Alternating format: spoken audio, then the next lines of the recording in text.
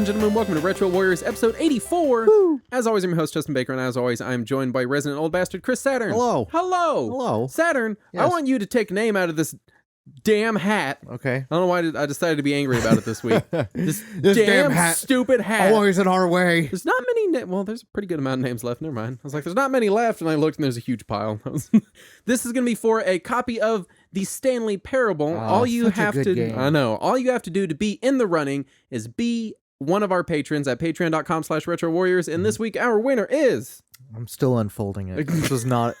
This is very anticlimactic. Andrew Park. Andrew is our Park. winner. You're going to receive a copy of the Stanley Parable through Humble Store. Please check your Patreon direct messages. That's how I'm going to send you the link to download the Stanley Parable. Not really a retro game, but I'll be damned if it's not just It's one of the just best a games quality of the game. last 10 years. Yeah.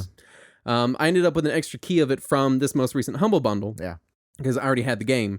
Right. And so I decided that's what we're going to give away this week. And God, I was replaying it the other day. It's just, oh, it's so good. It really is. The writing in that game is just beautiful. Yeah, I still want to play his next one, the Beginner's Guide or whatever. It's been on my wish list for a while. Yeah. Anyway, if you want to be in next week's drawing, all you have to do is be a patron at our Patreon at any tier, $1, $1 million, anywhere in between. Nothing over $1 million. Taxes just get too, just cut it off there, guys. Yeah. Let's just take it easy. Calm down.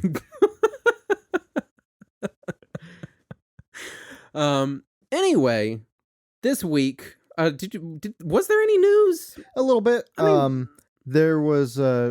We forgot to mention last week. Ogre Battle 64 was released on Virtual Console. Yes, and it this was. week, Harvest Moon 64 is being released on the Wii U Virtual And Console. I have a bone to pick with Polygon and their handling of that. Oh. I don't remember what the news story was, but the news story was like, Harvest Moon 64 comes out on Wii U right before it dies. Yeah. And they may as well have just put in semicolon, fuck Nintendo, those dumb idiots. Yeah. Like they. Yeah, the article was incredibly negative. I know. And really just kind of depressing. I was like, any other company would have shit canned it. They'd have been like, oh, never forget all that crap that's coming out on Wii U. Because the new consoles in 10 days. They were like the depressing swan song of the Wii U's legacy. And I'm like, no, there's probably going to be more Virtual Console games. This isn't even the swan song. Yeah. But yeah, they released Wii Virtual Console games till like a year or two ago. I think they've got some more coming out next week. Everyone, and I know it's not retro or whatever, but everyone wants to be so down on the Switch right now. Yeah. And I'm like, guys, I'm just not following it. Like today there was a NeoGAF post, because of course GAF picks up every little nitpicky thing. Right. But today they picked up that you can't have your downloaded games on multiple systems. That makes... yeah, but then I was like, okay, that'd be one thing if they shared games, but why would you have multiple Switches? That's strange to me. Well, I guess with the particular environment of the Switch, since it's portable, it's not like you really need to have one for each room of your house. Right. And so, everyone was all up in arms about it. Like, and I was just like, guys, I don't... It is a little behind everybody else. It is. Right. But the Switch is... Nintendo is always a little behind everyone else. But the Switch it's like a new... It's a new... Like, if I downloaded PS1 Classic on my PS3 and then couldn't download it on my Vita, that's bullshit. Yeah. But which there are some that there you are. can't. But that's not... I'm not going to be like, well, I downloaded it on Switch number 1 and I can't get it on Switch number 2. Fuck you, Nintendo. Like, why? Well, who is this an issue for? Even like on the 360, there was always a limit. Like there was so many units that you could activate. Yeah. And I think the PS3 is the same way. It's like 5 total PSN devices that you can have your PS1 classics on. And then if you want to put it on a 6, you have to deregister all your old ones and start over. So there's always been the limit. Yeah. And 1 is a pretty steep limit. But not whenever you realize that it shares its games with absolutely 0 other consoles, which is an issue in and of itself. Right. But I mean, maybe it won't. People, maybe the Virtual Console will be backwards compatible. You're funny. People just like to pick the weirdest things to nitpick. Yeah. One that I did see was Dragon Quest Heroes 1 and 2 is 32 gigabytes. Yes. You more literally than the internal storage on the system. Yep. Yeah. Yeah. Anyway. Also, the other tragic, heartbreaking news as a collector, as a retro gamer, is the USPS lost. What was it? 1,000 It was like 10 grand worth of retro PAL games. Region Super NES games. Now, luckily, they were just PAL Region, so no. There were some really good rare games there, Yeah. and things that there aren't clean dumps for on the internet. Yeah. So, and that was a virtuous project. Yeah. That the guy has been working on, trying to get clean, unmodified dumps of a lot of these Super NES games, and I presume eventually other system games as well.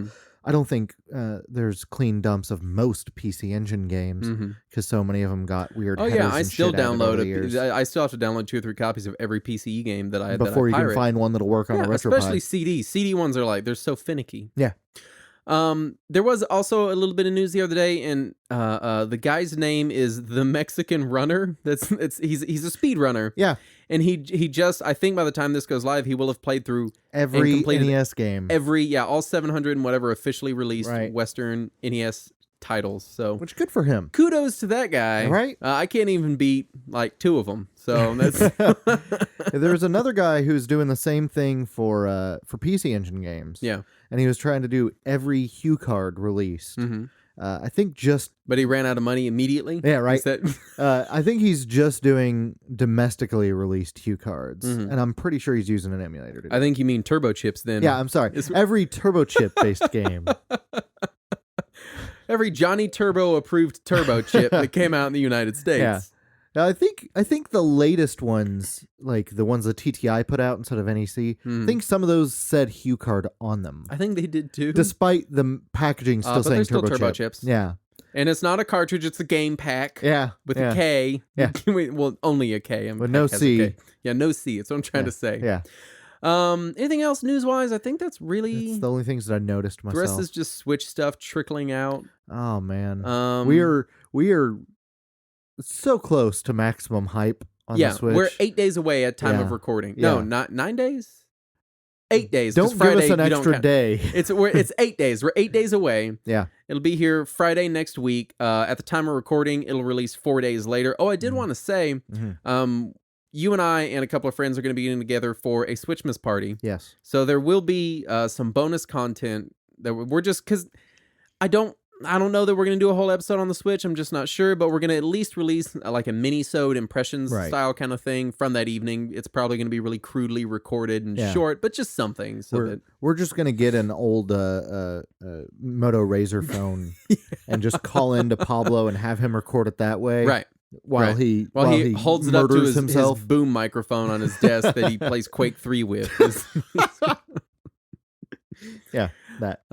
So that is going to be coming. I still haven't decided how we're going to release this. I don't know if it's going to be Patreon only or public or YouTube. I have no idea. Just it's whatever grabs me in the moment. We're just going to convert it to Morse code and release it out to whoever can. It's going to be on a Betamax tape, so you just have to, play that. And we're not playing the Capcom game. We're not sending a VCR with it. Anyway, my week has been very heavily PC related. I ordered, installed, and have been playing with a new graphics card. I got a GeForce GTX 1050 Ti SC. Is the name of the card. When you say it in full, it sounds ridiculous. It's a GeForce. It's GTX. Yeah. It's 1050 line. Right. It's Ti because it only draws 75 watts of power and thus doesn't need its own connector to the motherboard. Right. Other than the PCI slot. And SC stands for superclock. Yeah. So it's an NVIDIA GeForce GTX 1050 Ti SC. That's my card.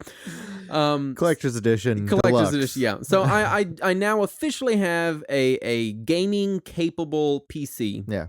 For the first time in a little while now. Right. It's been over a decade. Has to be over a decade. Actually, I think it might be right at a decade. Yeah. Because last time I really had a decent gaming PC was high school. So it was 07.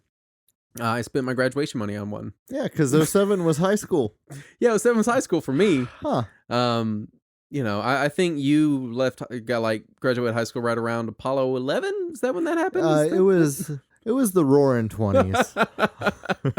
Me and my flapper gal. Boy, she was the bee's knees. So I've been installing all of these Steam and Humble Bundle games that I've been accruing over the years, and GOG games that I've been accruing in packages and sales and bundles and everything else that I haven't been able to play. So I'm just buried under games right now. I'm going back and replaying old games, playing stuff I never got a chance to, and it's all stuff I already own. Right. And then which is always a nice, right. You know, when you suddenly realize you have a stockpile of games that you bought that you haven't gotten a chance to play yet. Every now and then I just look at my games and I'm like, man, I have shit that I can play. I actually have shit that I can play right now. And most recently, I did do the Humble Monthly so I could get Total War Warhammer, which is really a failure on their part that it's not just named Total Warhammer, but I understand for copyright reasons they want to keep the Total War name, but this is just dumb. The question is, who made the call? Was it Sega or was it Games Workshop that said that you couldn't put them together? I would imagine it was probably both. Yeah. I can't, Anyway, I've been playing that, thoroughly enjoying it. Thoroughly getting my ass handed to me. Everything you have told me about it makes it just feel like so the opposite of any game that I would play. Yeah, it's kind of the opposite of any game that I would play, but I have this really strange infatuation with the mythos from Warhammer. Warhammer 40K. Okay, is it Warhammer or is it Warhammer? It's Warhammer, 40K? fantasy Warhammer, so not 40K. It's still Warcraft, not StarCraft. Right. Yeah. But I have this really strange fascination with the mythos, and I've always been fascinated, and I do think that Warhammer does orcs the best of anything. Of any Lord of the Rings or Warcraft or whatever other thing you have that has orcs in it, Dungeons & Dragons, whatever it is. I love the orcs in both Warhammer series. They're so cool to me. Nice. And it's just a really cool mythos, and I'm thoroughly enjoying it. But other than that, Shmups that I've been playing for this week. This is PC Shmups Part 2. I sat down with my new Linux machine to try to just test it, see what kind of games could put out, and ended up loading the Tomb Raider reboot, 2012 reboot, whatever year that was. Suddenly I'm blanking on it. Yeah. But loaded that up. Plays great. Like perfectly. Like, what kind of graphics card you got in that? The onboard Intel HD. Like a HD 3000? It's a Intel HD 520, I think. And it runs it great. Like, not super high specs, but, it looks about as good as I remember it looking on the PS3. And then I was like, maybe I just needed a better driver, and it finally installed it. And then I went back to Portal 1, and it still crashes immediately. Thanks, Valve. Then Portal 2 crashes immediately. And Saints Row the 3rd crashes immediately. But Civ 5 runs great. So I think it's just because there's certain games like Civ 5 and Tomb Raider where I see an extra name bolted onto the front, some new studio's name. Yeah. And that's clearly the We Ported to Linux team. Right. It's the Linux guys. And when it has one of those dedicated We Ported to Linux teams involved, those seem to be great. Oh, yeah. But when it's ported in-house Valve, they don't know what they're doing. Because the issue isn't that it's hard to port to Linux. Right. The issue is that people just don't know how to port to Linux. Or they don't care to put in the time for it. Right. I was waiting on the Mac port of Total War Warhammer for a year. Yeah. It's already on Linux. It's still not on Mac. Still. Wow. Which now I don't need it. Right. Also, I finally got one game off my backlog and crossed it off. Something I've been meaning to get to for years now. It was Guacamelee. Yes. I had told myself back when it first came out, I was like, well, it's Metroidvania, so I'm going to play it. Right. But then I looked at it and I was like, well, it's goofy.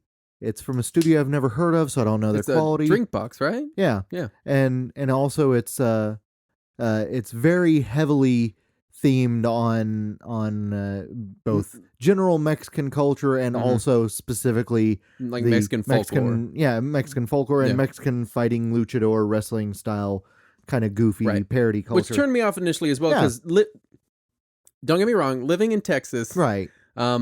You get very exposed to that kind of thing, so it's not super novel. Right. Exactly. It'd be like if they made one about like dumb suburban white people culture and you go to Walmart, I'd be like, well, that's lame. Yeah. I see that every day anyway. Right.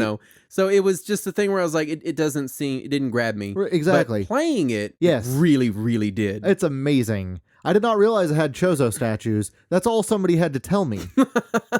If somebody had just been like, the art is goofy, but it has Chozo statues. Yeah. I'd have been like, well, shit, why am I not currently playing this? I was super like down on the whole aesthetic, Yeah. and then as soon as I started playing the luchador thing and everything, totally grabbed me. It's extremely well done. It took me all of about 5-10 minutes before it grabbed me. Like the first 5 minutes or so, I was like, I don't know about this.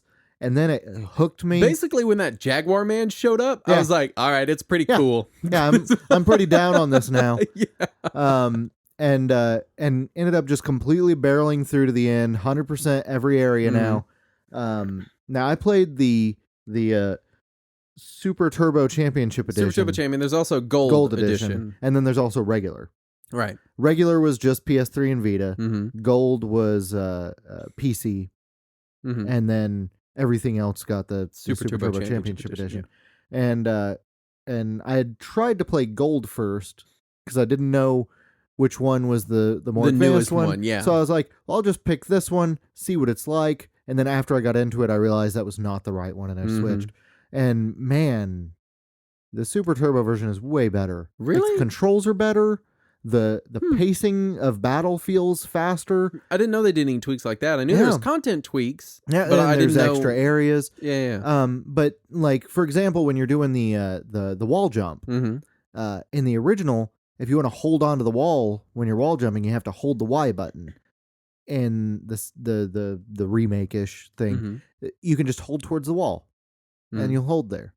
And also when you want to do a grapple or throw, you can just use your regular attack button on the Super version. Right. On the original, you had to use your special attack button to do a throw. So you had to juggle buttons a lot more. Right. It feels just a lot smoother. Just streamlined. Yeah. Yeah. So yeah, definitely recommended. Basically, if you have owned a gaming console or computer in the last 10 years, you probably already own a copy. Yeah. I mean, the game has been if not, everywhere. you definitely have the option to do so. Yeah.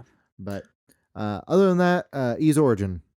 Yes, we just got that sent to us from .emu yesterday. Yeah. I didn't even know it was coming out. They dropped me an email and I was like, "Hey, can we have a copy?" And they they're like, "Yeah, here you go. It's on PS4." Yes, and this is a port. It came out on the PC version years ago. Yeah, it was originally only on PC. I want to say 06, if I remember right. It's it was around either there, 06 or 08, somewhere in there.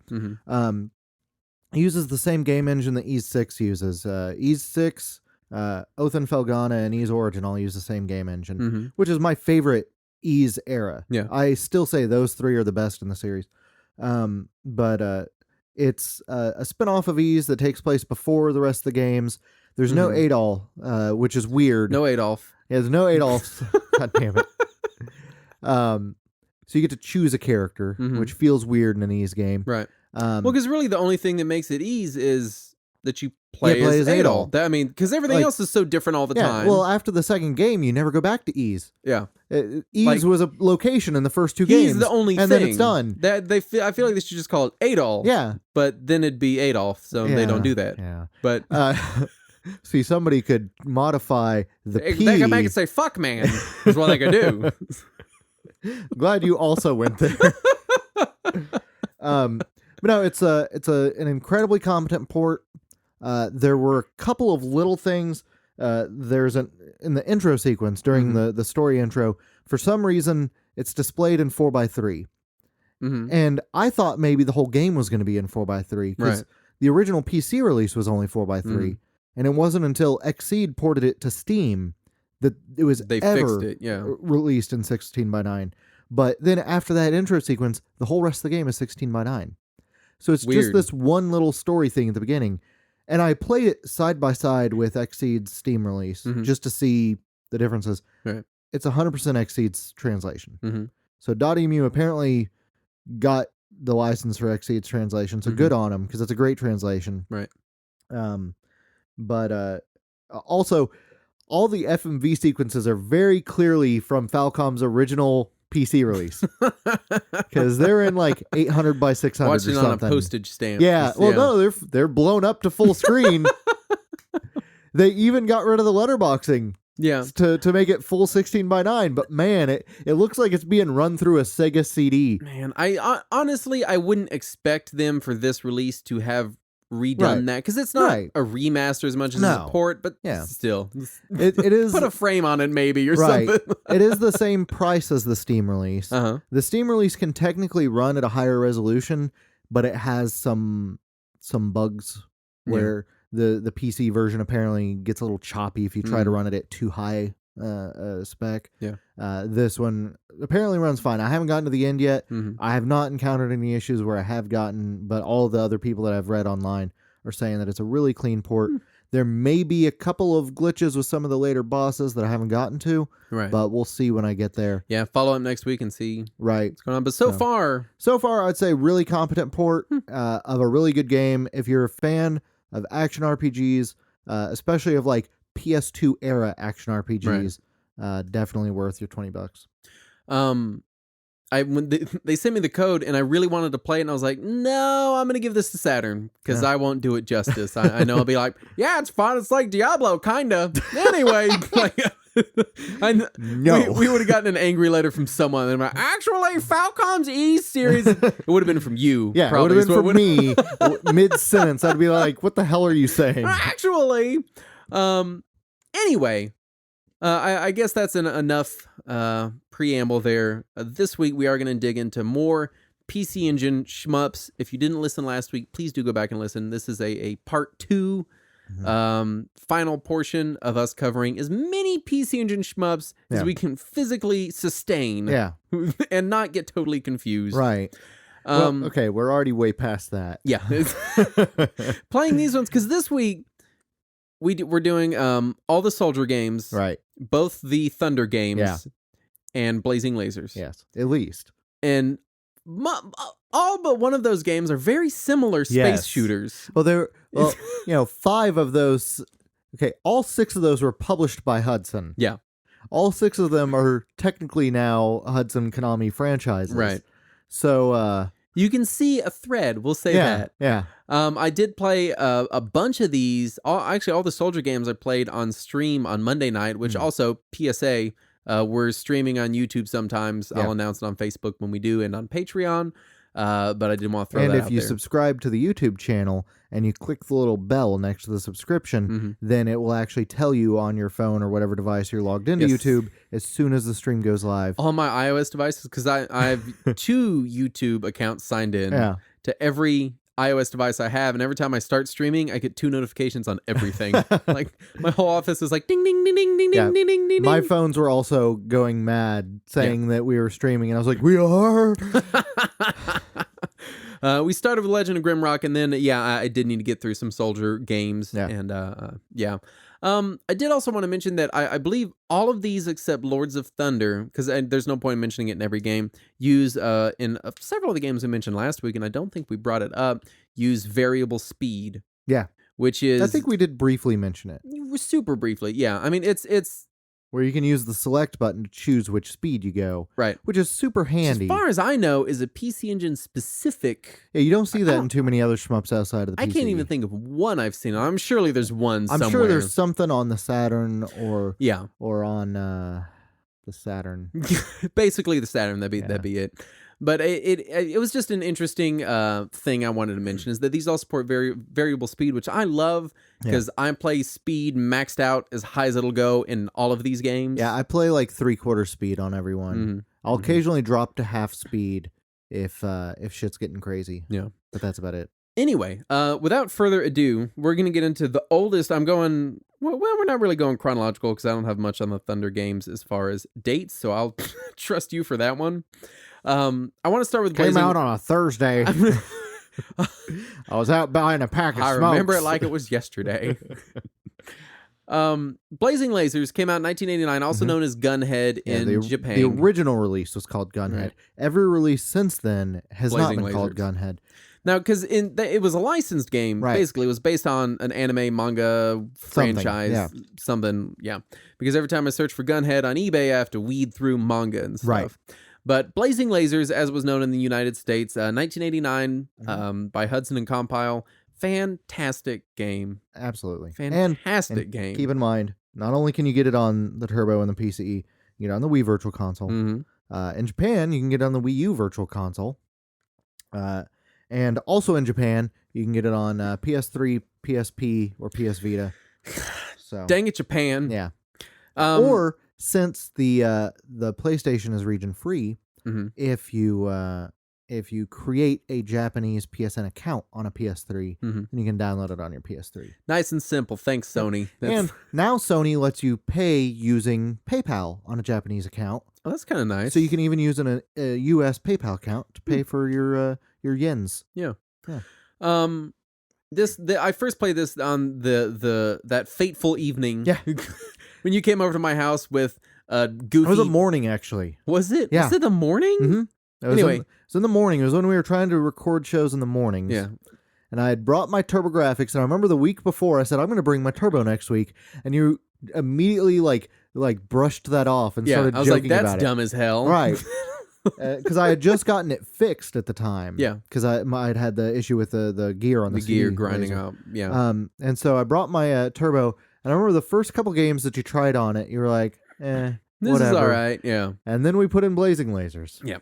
Blazing Lasers was right then I was like, I'm going to spend too much money on one of these. And I don't even own a copy of Blazing Lasers. I still don't to this day. But it it really, really grabbed me. It caught me at first because you were like, well, it's by the guys that did Guardian Legend. And I was like, oh, okay. And God, that game just really grabbed me. The music, the power-up system, all of it. For such an early game on the system, and keep in mind when the Turbo, the PCE came out, we were still hurt in the middle of the NES era. This was before the 16-bit era had really blossomed. Right. And to see those kinds of graphics was intense. Really, really nice. I mean, it still looks, decent for a 16-bit game. Absolutely. It doesn't compete with like the later Super NES games or Sapphire or something, but it still looks really solid. It looks way better than anything we saw in the 8-bit era. For sure. My favorite power-up is the one with the homing missiles. Vulcan and homing if I can get that combo going in any game, that's my bread and butter. See, I'm a lasers person, so I want to say mine is 3, if I remember right. I think it's lasers. Yeah, yeah, I'm pretty sure. 4 is the worst power-up. Yeah, 4 is useless. 4 is like, here's 2 bullets and an orb that circles you. That does, as far as I can tell, almost nothing. Yeah, it's the useless one. Like, if the orb happens to directly in the center hit a single bullet, it will block it. If Otherwise, 4 is like that last item on Proteus's menu bar, the just one fucks you. that usually downgrades you to nothing. Yeah. But no, if I remember right, it's 3. I also go homing missiles as well. Yeah. Yeah. But. It's a really pure shmup experience. It doesn't have a lot of anime goofiness thrown in on top of it.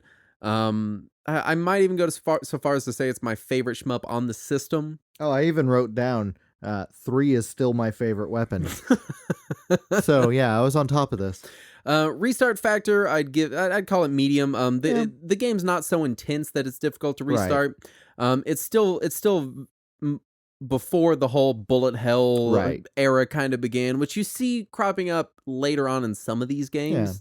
Yeah. But it was still very much a pure shmup experience. Right. Here's a ship, here's space, here's a basic power-up thing, go. Yeah, okay, go. And it did restart your checkpoints if you died. It wasn't just an instant respawn. And the checkpoints are actually rational. Like there's a buildup of enemies after every checkpoint. You're not just immediately in the middle of everything, like some games like to do. I also enjoy that it doesn't really put stuff behind you very much. It's because that's a pet peeve of mine in a lot of these shmups is they have stuff arcing up behind you. Yeah, they'll have stuff spawn the same direction you're going from behind you. Yeah. And that's really cheap and unfair. Like, I understand stuff that comes in from the front of the screen, like Nexter does this a lot. Things that come in from the front of the screen and then loop around behind you. Yeah, that's fine. Okay, I saw it coming. I should have been aware. But when it's just I'm back up against the back of the screen and I just blow up, you're like, that's all right. That's nice that happened. Yeah, Blazing Lasers is good about that. It doesn't throw you under the bus there. So short verdict on Blazing Lasers: is Kanye right or not right? What, he said something about Blazing Lasers? Yeah, he says it's his favorite game of all time. God, we talked about the Kanye TurboGrafx thing. Yeah. I didn't know he had a whole Blazing Lasers thing. Yeah, that was his thing. When somebody asked him about the TurboGrafx thing, he said the best game of all time is Blazing Lasers. I mean, I'm not saying he's wrong. No, I can't say he's wrong either. It kind of makes me feel bad about making fun of him so much previously amongst friends. He still kind of comes off as an idiot, but... Kinda? He does have good taste in games, apparently. I'll give him that much. Yeah. He can come over and play PC Engine with me any day. Absolutely. Yeah. Next up, we are going to dig into the Soldier series. This was not Now, had you played any Star Soldiers outside of the PCE? No. Okay. Because I was about to say, I know they've been on other platforms. Yeah, because it started on NES. Mm-hmm. And the first one is such a generic shooter. Mm-hmm.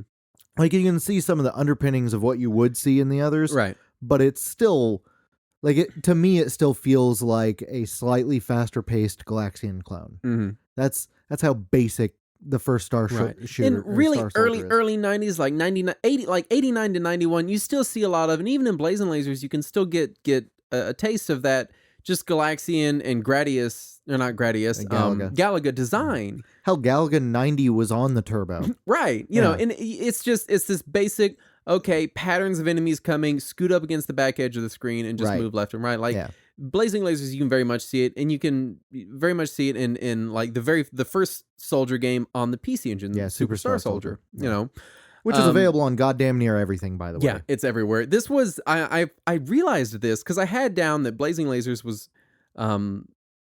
my first PC Engine game or TurboGrafx game I remember playing, because I know we played other ones before, but like you said, it was the one I played, and I was like, oh my god. Yeah. The first TG16 game I ever played in my life was Superstar Soldier, because when it launched on Virtual Console, I bought it. I didn't know what it was. I didn't know what a TurboGrafx was. I had no idea. I was like, some weird thing on Virtual Console. Here's 600 Wii points that I can only buy in 1,000-point increments. What the fuck? And I bought it, and I talked about this in the stream. I caught my mom playing it. Now, my mom doesn't play games at all. Yeah. She's not a gamer at all. But it is a simple arcadey experience. Yeah. Whenever we were kids, we caught her a handful of times playing Mario 3. But she would immediately, she just, shut it off. Yeah. Immediately, throw the controller down and be like, oh, I was just vacuuming your room, you know. Because as a smart parent... I was just vacuuming Ice World. As a smart parent... She knew that if we knew she liked Mario 3, we would badger her to play Mario 3 all day long. Right. So she didn't want that. Yeah. Once I found out my mom liked grinding levels in Dragon Quest, it was just, hey, could you level me up while I'm at school? Yeah. Yeah, that was every day. But the Wii came out in late high school for me. So 2006 was my junior year.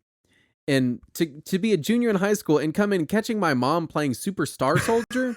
And then I remember I sold my first Wii not long after that, because there was a drought. There was no games for it. And I hated the motion control. Yeah. And she was so upset because she didn't get to play Superstar Soldier anymore. And we would sit there and take turns. We never made it past the second level. Right. But it was it was my first TurboGrafx game I ever played. I remember I would constantly come home from school, and my mom would have rented or bought some game while I was at school. And frequently there were games that she didn't like, but she had committed herself to it. Right. Once she got past the first half hour, she decided this was her game now. And she would play just awful shit. I remember her playing through Tecmo's Secret of the Stars on Super Nintendo and Inindo, The Way of the Ninja. And then one day I came home and she was playing The Legend of Heroes on Turbo, on Turbo CD, which she rarely ever touched the Turbo because she didn't like the controller, right? And she didn't like how loud the CD drive was. That was a concern? Yeah. It was too loud? Yeah, she didn't like it. She thought it made angry noises, and it pissed her off. And she'd always bitch about it. She was like, you keep your stupid CD systems. And so she'd come in, I had come home, and she's got the TurboGrafx hooked up in the living room. And she's playing The Legend of Heroes on CD, and I'm like, what is that? And she's like, I don't know, and it's shitty, but I went out and bought it after I rented it for a little while. It's so loud, I hate it. Yeah.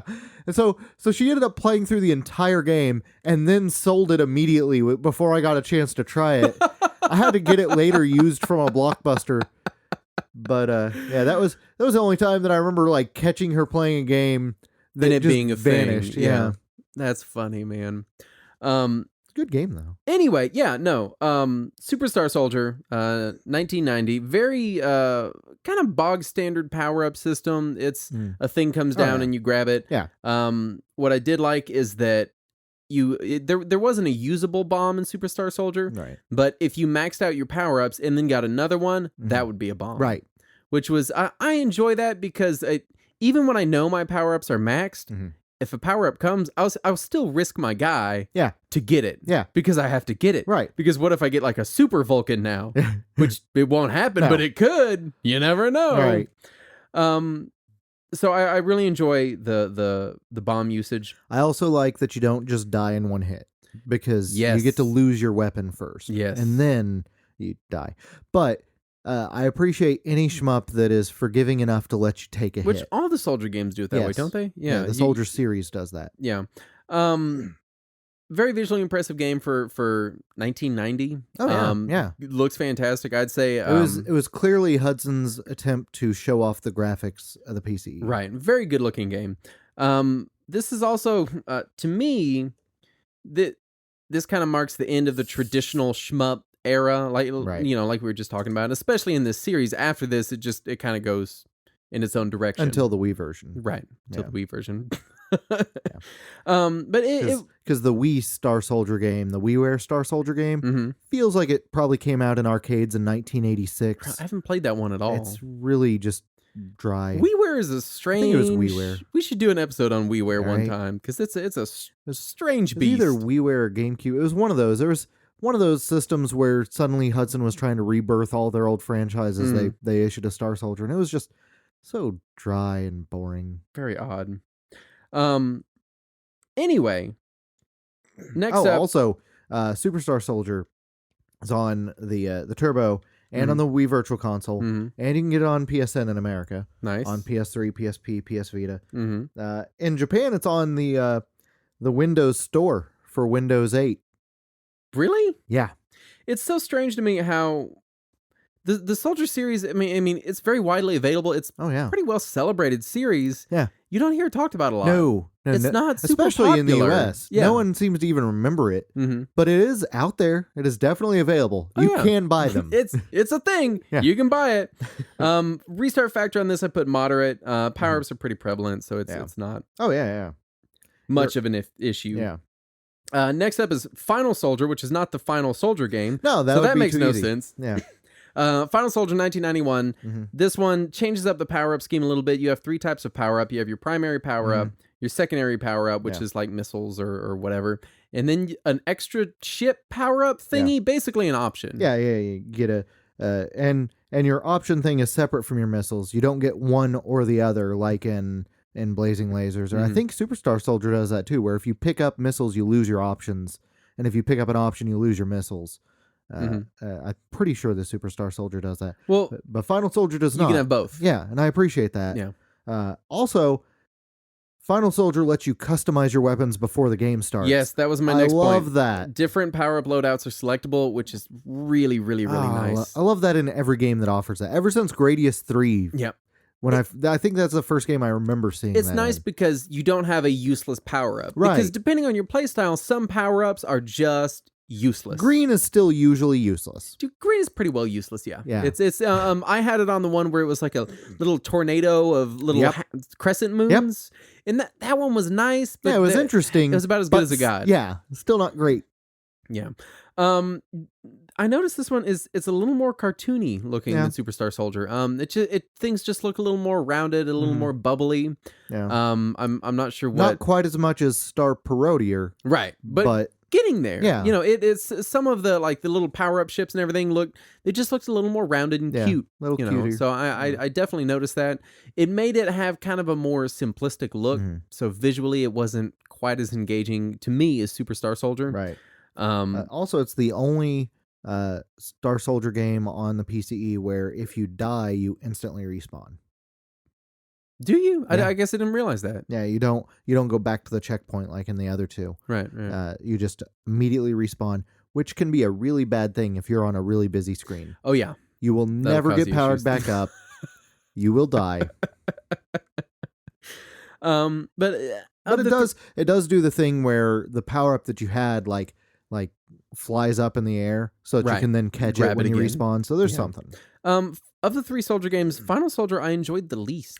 Really, it is my favorite of the 3. Really? Yeah. In fact, I am going back and playing them again. I really enjoyed it, even though I think it's a little. I think the difficulty is imbalanced. I wouldn't even say it's too difficult. I'd just say that it's weird difficulty. The The one thing that I would complain about is we never got this one the first time. This is the only one not released on TurboGrafx. I didn't realize that. Yeah, all three were released on. All three were released on Virtual Console, but this one was not released on Turbo in America. They probably got confused because they're like, "Oh, we just released the last Soldier game." No, wait, it's Final Soldier. Wait, it's the second one. Is there another one? Just fuck it. Just skip it entirely. Yeah. we got Soldier Blade though. Yeah, we did get Soldier Blade, which is extremely expensive. Yeah. If you didn't have anything else on Final Soldier, we'll move on. So Soldier Blade, 1992, Hudson Soft. Very, very, very solid game. Absolutely, this is probably my favorite every game of the on three. our list is Hudson Soft.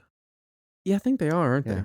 Pretty sure every game today is Hudson. Very much enjoy this. It's just like we mentioned last episode. The power ups, the system is exactly from Spriggan. It's pretty much the exact same thing as Spriggan.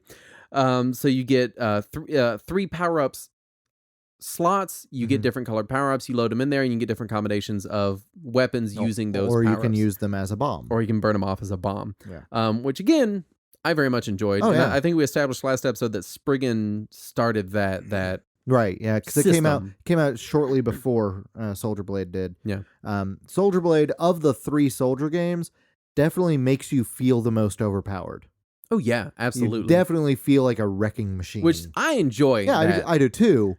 I very much enjoy that in shmups. Like the first Superstar Soldier, right off the bat, you get multiple Vulcans, and you're just filling the screen with bullets. It's satisfying, you know. The one thing that I noticed on this one is this is the only one of the Soldier games anyway. It's not the only game that we covered, but only one of the Soldier games that has the pillar boxed arcade mode. It does, where absolutely. you can cut off the edges of the screen and shrink everything in. Smaller viewing window if you like that for some reason.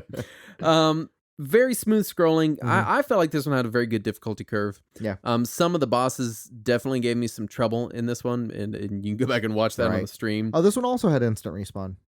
I wrote that down, yeah. Huh. Both of these had instant respawn. Superstar Soldier did not, but Final and Soldier Blade have instant respawn. Yeah. Which I always appreciate that when it's convenient. Yeah. Visually a much darker game. Look very reminiscent visually of the Raiden series to me. Because it's not really in, I don't think any of it's in space, is it? I mean, it's a lot of like flying over brown battlefields, which is very Raiden. Yeah. You know, absolutely. Lots and lots of things in the background moving to the foreground, which has, it's a cool effect. It's a little confusing in some areas because it's not like one thing. There's spots where they'll have 10 guys come up and you're like, oh, and you're shooting at them and they don't die. And you're like, oh, I guess they're in the background. Then all of a sudden they're in the foreground and they're shooting at you. And suddenly they're on the same plane as you right as you pass them. Yeah. But Final Soldier is by far my favorite of the 3. You mean Soldier Blade? Soldier Blade. The final it's not of the Soldier games. The Final Soldier game, which is not Final Soldier. Which is not Final Soldier. It's my favorite of the 3 by far. I like it. For me, it is close between Final Soldier and Soldier Blade, but I give the edge just barely to Final Soldier. I think it's just because it's cuter. You have a thing for cute games. I do have a thing for cute games. Let's get into the Thunder games. Yeah, which are totally metal. Totally. In my first note here is all caps, totally radical. Now, Gate of Thunder Now, Gate of Thunder, the first thing that you notice when you turn it on, first thing I notice, because I always immediately go to the option menu on any game. Yeah, me too. Is the difficulty levels are normal, hard, and devil. Yep. You get devil difficulty, which they took out in the sequel. It's not devil. It's called super. It's just normal, hard, and super. Yeah. The second one. Gate of Thunder, which I play on my 4-in-1 turbo disc, which is fun. Because we are Americans, and that is the only way we got the game. Yeah. Well, no, we got it on Virtual Console as well. Oh, yeah. So. But I mean, original release. Very, very, just the second you start the game, it's like if thrash metal was a video game, it would be Gate of Thunder. Yeah, I had played some Gate of Thunder back when it was still current, but I didn't get into it until many years later. Yeah. And the thing I remember about it from when it first came out was the shitty menu screen from the 4-in-1 of hearing Bonk go, Gate of Thunder. Yep. And so anytime anyone would mention the game all through my high school years, and he would be like, oh, there's games like Gate of Thunder, and I'd be like, I believe you mean Gate of Thunder. So it was mostly mockery for years until I finally sat down and actually played it and was like, oh, this is actually pretty good. we don't talk a lot about music on the show because neither of us are very musical people. I own mini game soundtracks, right? But I'm not by any means a musician. Yeah, I don't feel like either of us is equipped to properly critique music. Right. I guess is my That's point. fair. And honestly, I rarely even notice it in games, if I'm being See, really honest. I definitely notice music in games. Really? I love a good soundtrack. A good soundtrack will convince me to play a game I wouldn't otherwise play. I'll notice a good one, but I don't notice all of them. Yeah. You know, I'll play through a whole game and then I'll hear a song from the game that I just put 100 hours into, and I'll be like, oh, that sounds familiar. What's that from? The soundtrack from Braid possibly pushed me through it. Like, I don't know that I ever would have finished it if it not for that soundtrack. My point is, I want to talk about the soundtrack in Gate of Thunder because it's metal as fuck. You notice it. Yes. It's immediately, the best way I can describe it is early 90s butt rock, but in a good way. Like in the most radical, awesome, explosion-y way. Yeah. It's fantastic. Is butt rock the term for it now? Butt rock is the term. That's what I always when called I was growing up, we always called it cock rock. Oh, I guess they just flipped around to the back. I guess.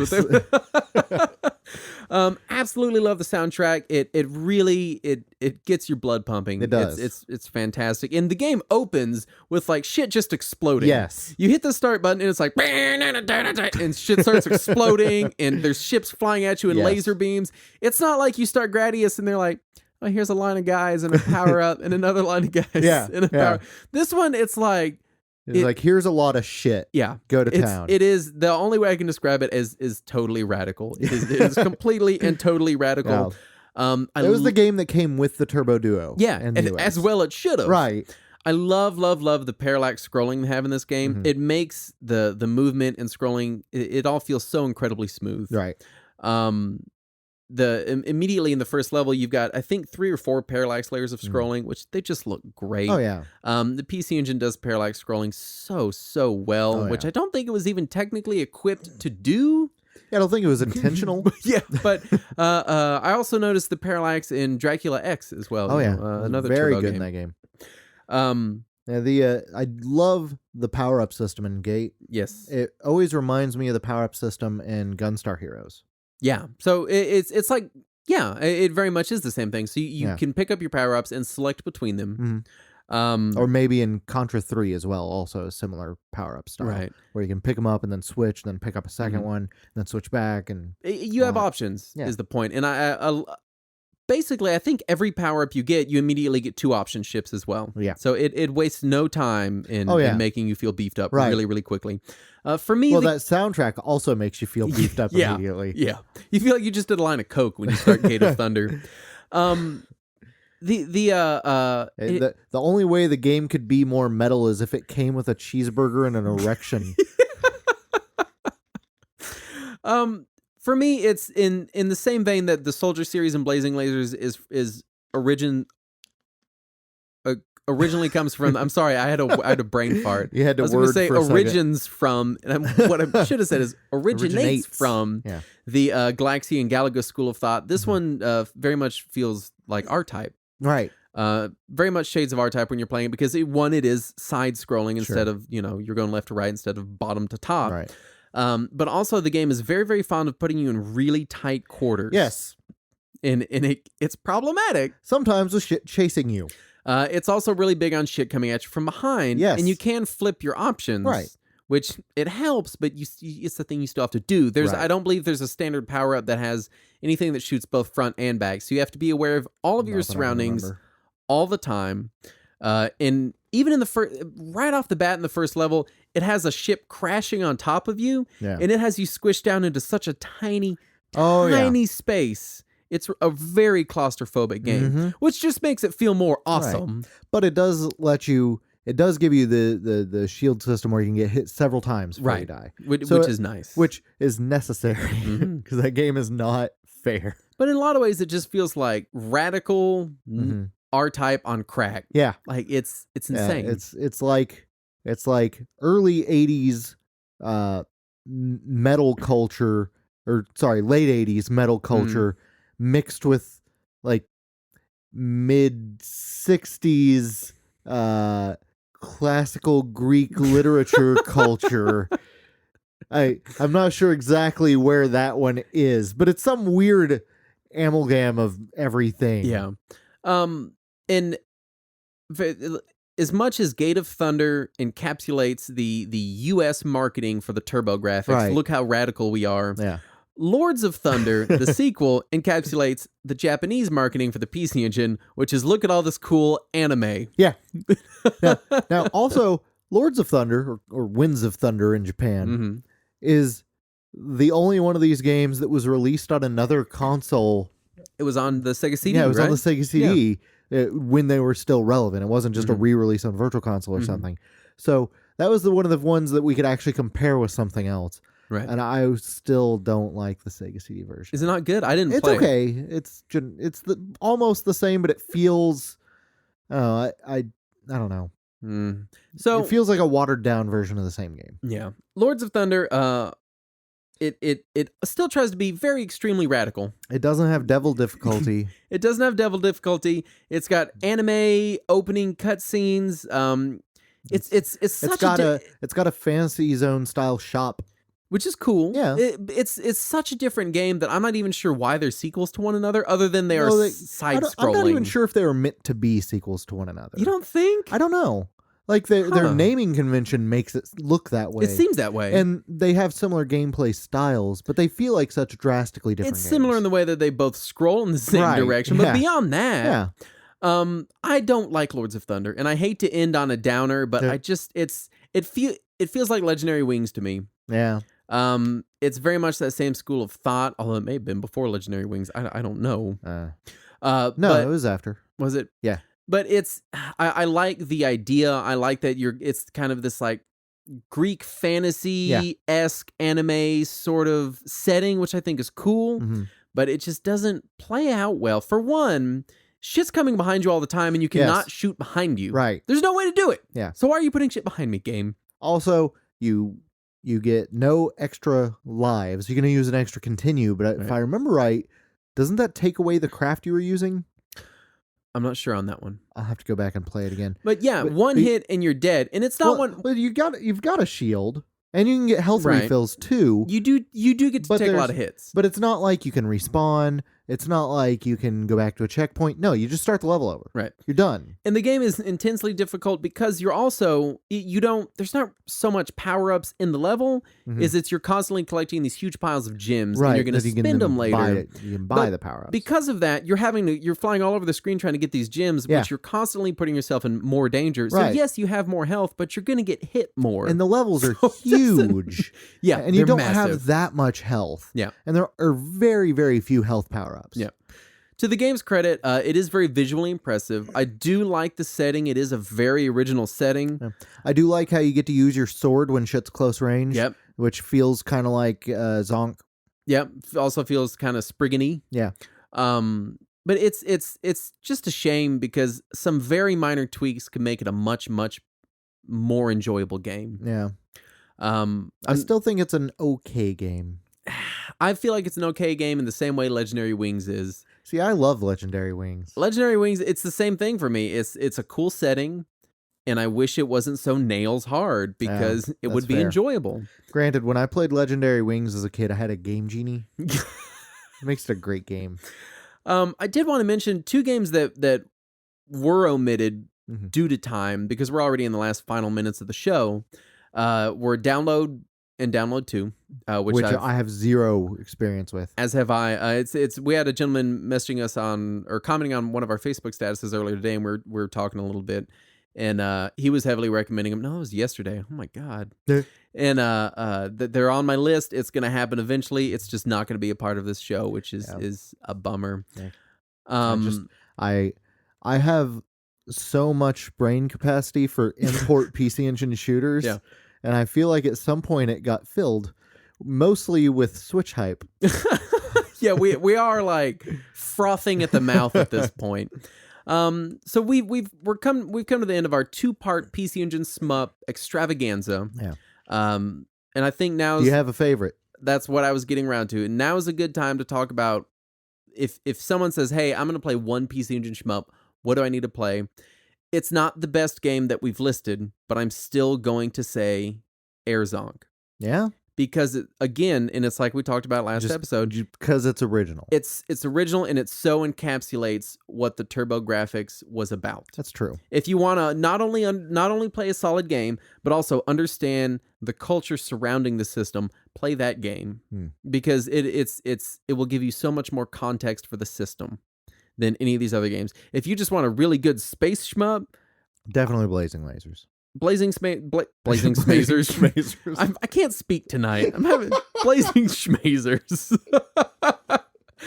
Blazing Lasers or Gate of Thunder would be my next two, but absolutely for me it's Airzone. What about you? I appreciate everything you have to say about Airzone, and I love the game. I actually enjoy it more than I like Super Airzone. I remember when it was still new and I had rented it, my friend called him Homo Borg Sonic.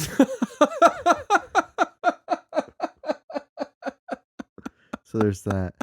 But no, I do love Airzone. Definitely recommended. Blazing Lasers is my first though, because I think that it shows off. Which is so odd because I think I like Blazing Lasers more than you do. Possibly. I think it shows off the ability of the PC Engine or TurboGrafx to quickly how it can have everything happen so quickly on the screen and have so much happen on the screen without any kind of slowdown or distraction or bogging of any way. It just shows how clean the system can run. Yeah. So if you're already a fan of shmups, I think that's a great path to go. But if you're not a fan of shmups, then probably Zonk. Or I might actually go off the board and say something like Parodius. Yeah, Parodius is pretty solid also, on the PC. Such just excellent ports of Parodius, Gradius, R-Type, Raiden. Yeah, which we talked about briefly in the last episode. Again, we wanted to focus on PC Engine specific shmups, but it has some great arcade ports. Excellent ports. The port of Gradius on the PC Engine is my favorite version of Gradius. And it's, I believe, if not one of the most accurate ones. It is. The only real problem with it compared to the arcade version is the whole screen doesn't fit. Yeah. So you have to scroll up and down a little bit. But it is now available on the Wii U Virtual Console in North America, so go buy it. Yes. It is absolutely worth it. Anyway, that's it for PC Engine Shmups. We do have more Shmup-specific episodes coming in the future. I'm going to give it a little bit of time, though, because I don't want to overload everybody on Shmups. So next week will be Ikaruga. Yes. And Ikaruga. Radiant Silvergun. Basically, we're going to do all Sega Saturn and Dreamcast Shmups next week. Yeah. And then after that, we're going to kill ourselves. No, I think I need a Shmup break is what I need for a few weeks, Have probably. you played the Steam port of Ikaruga? No, I have not. It's excellent. Really good port. That's one of those games that I wish I could love, but whatever part of your brain you need to play it properly, I don't have. It's gone in me. I can't. You should warm up with some Silhouette Mirage. I don't even know what that is. The platformer on the PS1. I highly recommend it. We do have a question from Dougie on Patreon, who is at our participant tier. We just have to end the show because I can't speak. Yeah. This is great for me. We answer his questions every week on the show. His question this week: Hi guys. My question for the show this week is completely off topic and self-serving as my modded Saturn arrives today. He was messaging about this. Congratulations on your modded Sega Saturn. I miss my modded Saturn, but I don't miss the problems it had in the end of its life. Yeah. What non-mainstream games would you classify as must-have titles for the Saturn? I had most of the big releases the first time round, but I'm relishing the opportunity to play some imports on glorious NTSC at the speed they were designed to be played. Thanks. Clearly, Blazing Schmazers. Blazing Schmazers is put it at the top of your list if it's not. Number one. No, for obscure games, because I actually read this question when it came in and somehow completely missed that word. Like, because I was working at the time. Yeah, you were like Knights, and I was like, and what? I was on the call. I was on a call with a customer at the time, and trying to read Facebook at the same time. Yeah, and so I completely missed that word. As far as see, it's hard for me because some of the stuff that you might think of as obscure was not very obscure when it came out. Right. So for me, stuff like Astal and Bug and Clockwork Knight feel like they were the mainstream games, but they might be obscure by today's standards. Yeah. I don't know if you have played any of those, so I don't know if you can speak to any of those. I most of the stuff I play, and it's going to be my recommendation, is 2D Japanese specific games. Yeah. Because the early 3D games on the console just don't interest Awful. me in any way. They're shape, really or form. bad.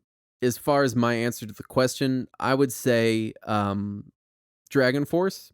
I would say the Dungeons and Dragons Chronicles of Mystara games, but the remake of those on PSN and in eShop is so much better. Skip it. But that was previously one of my recommendations. So far, I would say just explore 2D. I'm gonna say Guardian Heroes. I'm Yep. gonna say Astal. Yep. And I had another one a second ago. Oh, Police Knots. I'm gonna add Police Knots to it Because you can play it in English now. Yeah, I haven't had a chance to play it yet, but I've only heard good things. Yes. So I would say give that a shot. Yeah. So Police Knots if you're looking for an adventure, Dragon Force if you want an RPG, Astal if you want a platformer. There's just so, and then every single fighting game and shmup on the system is just phenomenal. And also Shining Force 3. Yep. If you can handle only playing 1/3 of a game, definitely Shining Force 3.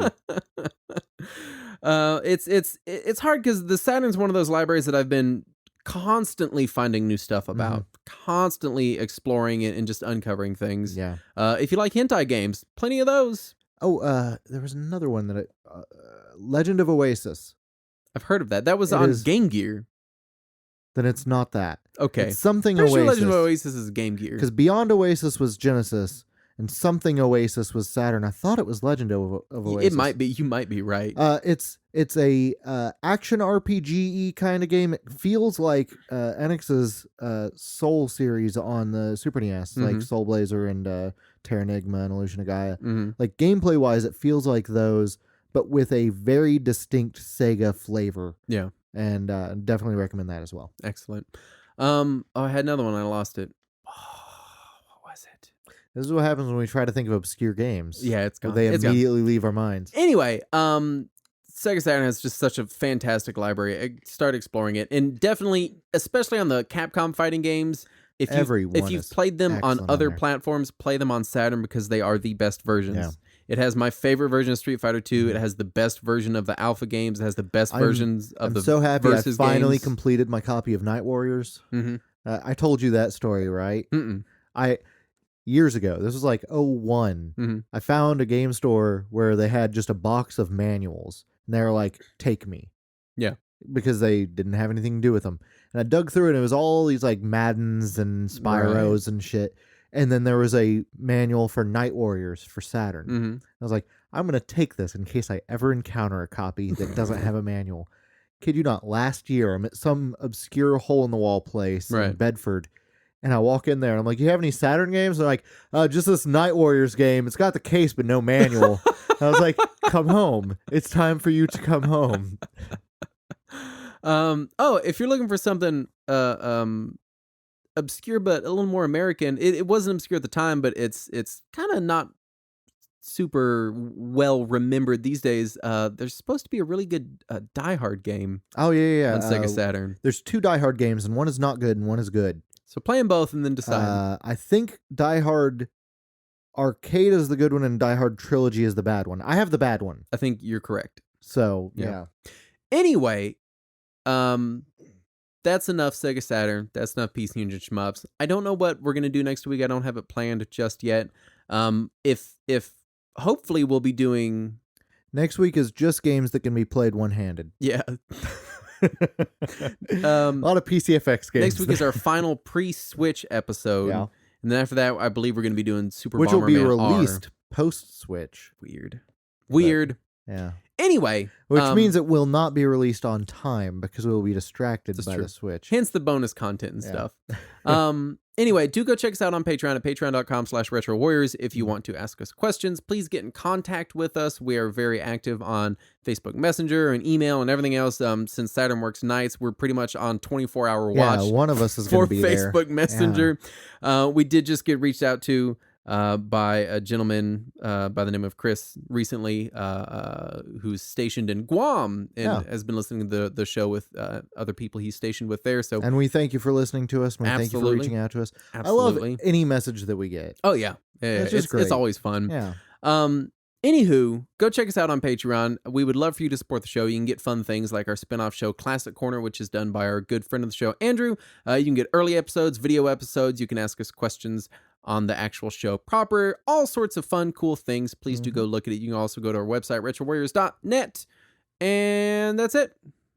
I think, is that all of it? That's all of it. That's all the things that we have. Is that all the things? That's all of it. Do keep an eye on Patreon or Facebook if you want to be alerted to any of any streams we do in the future. And bonus episode-y things. Yeah, they're not planned. Any other discussions or concerns. Yep. When we eventually decide to just set each other on fire, we'll announce it first. Right now, no streams are planned regularly. It's a little difficult to make time because honestly, doing a stream is more work and effort than it is to do the show proper. You know, I occasionally will just tell my PS4 to stream something, but I don't have a video. I don't have a microphone. Right. I'm just like, whatever. Now I'm playing a game. Yeah. Look, internet. I feel like it's useless for me to stream things because I am the least interactive streamer ever. Right. And that's the hard part, is doing it, being interactive, being on. And most streams are several hours long. Oh, yeah. So it's a lot of work. But I'm planning to do more. I just don't know when or what or why or whatever. You should stream some Blazing Schmazers. We'll be back next week with Blazing Schmazers. As always, let us cling together. Hey everybody, Justin here. You may have noticed that we forgot to do our thank yous this week for this month. I wish I could say that it was because it's an especially short month and it just didn't line up and we thought we had extra time, but the God's honest truth is that we just kind of forgot. So here I am in the studio after the fact to give out our thank yous. Now, these thank yous go out to all of our patrons, people who support us at patreon.com/retrowarriors. We are extremely grateful for everyone that gives us any amount of money. It means so very, very much to us. So as a personal thank you to each and every person, I do want to go down the list. So we're going to start by thanking Dougie McGee, Chris Manochi. I'm hoping I said that right, Chris. If I got it too terribly wrong, please write in and yell at me. Next up is Logan Sharp, Rob Powers, Justice Allison, Nick Mellon, Fidel Suarez, Kevin Donlin, Nick Brown, Michael Winters, our own Andrew Derry, Robbie Cervantes, Keo Killa, Stephen Joseph Campbell, who I believe is our newest patron, so welcome, Anders Dogfeast, Josh, Ian Oberschlake, Martin Burke, Sean R. Stacy, Mike Morse, Andrew Park, Edward Majewski, Grady Haynes, Mike Spanakos, my wonderful wife, and our first patron, Mark Meredith. Anyway, so again, thank you so much to everybody who's gone to our Patreon. If you are interested in checking out our Patreon, please, we encourage you to do so. You do get access to all sorts of fun things like Classic Corner and video episodes and early episodes and bonus content and other things that I'm sure I just covered a minute ago on the show, so I won't reiterate them too much. Anyway, again, thank you so very, very much to all of our patrons. Next month, we will absolutely make sure that it ends up on the show proper.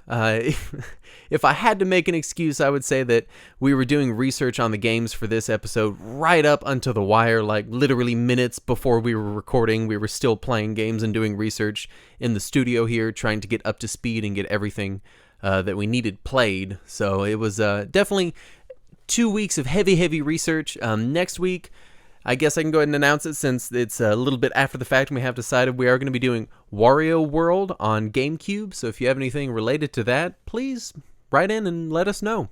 Anyway, thanks again, and we will see you next week.